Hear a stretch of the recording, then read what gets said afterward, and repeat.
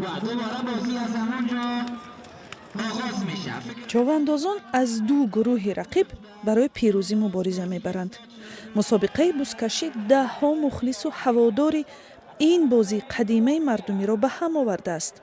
بازی که در آن رقابت چوباندازان عادتاً تیز و تند و گاه با زد و خورد و قمچین زنی میگذرد، این دفعه خیلی با نظم و با ترتیب گذشت.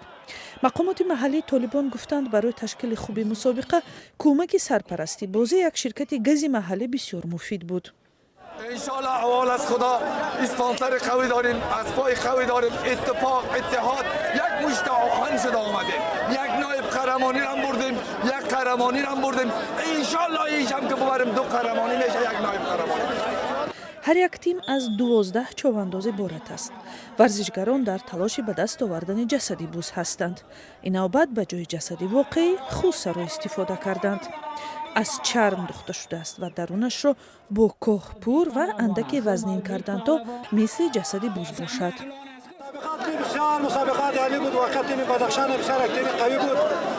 تیم سرپول هم وقت تیم قوی بود. اردوی در ترکیبش بسیار پلوارای قهرمان داره. بدخشان هم برادر ما، سرپول هم همچنان. دیگه بازی دوستانه است، برد و باخت از جانب خداست، بخت تعالی. بزکشی در دوره اول حکومت طالبان در سالهای 90 منع بود و بعد سرنگونی رژیم دوباره زنده شد.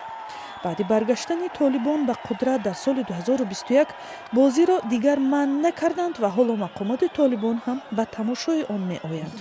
تا دور نهایی در عموم 11 مسابقه برگزار شد.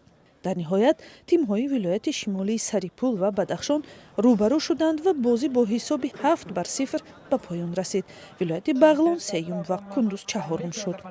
عطا مشوانی سخنگوی ریاست تربیت جسمانی و ورزش افغانستان گفت در بازی‌ها 8 چوبانداز با تجربه از تاجیکستان و قرقیزستان هم اشتراک کردند. به 4 تیم پیشتاز مسابقه ماشین، جام، نشان و گواهنامه تقدیم گردید.